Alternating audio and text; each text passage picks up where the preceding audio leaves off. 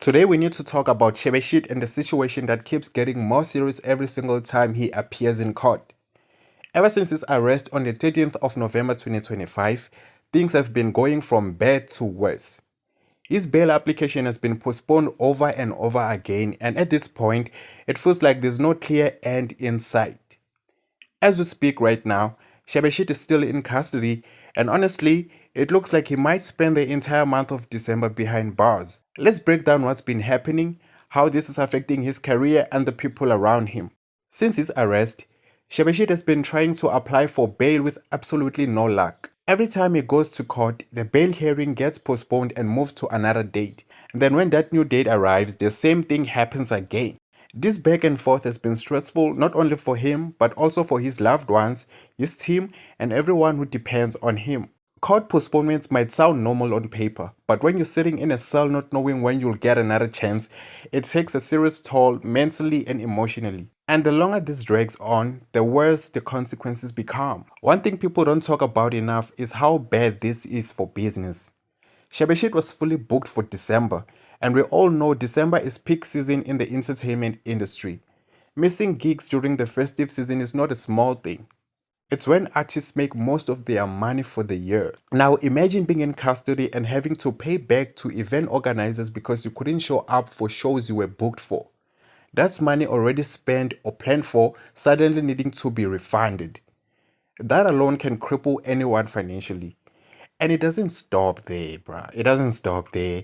Another heartbreaking part of this story is his girlfriend, who is heavily pregnant and could give birth at any moment. If his bail keeps getting postponed, there's a real possibility that Shebeshit won't be there when his child is born. Shebeshit has previously stated that he's the sole breadwinner at home. His parents, his girlfriend, and other close relatives depend on him financially. Now that he's behind bars and not earning, all of them are feeling the impact, especially now during the festive season when expenses are even higher.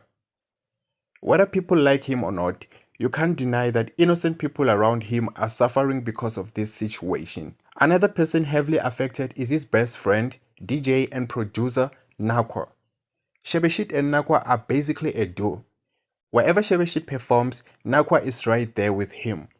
Their careers are closely linked. Now that Shebeshit is in custody, Nakwa is also not gigging.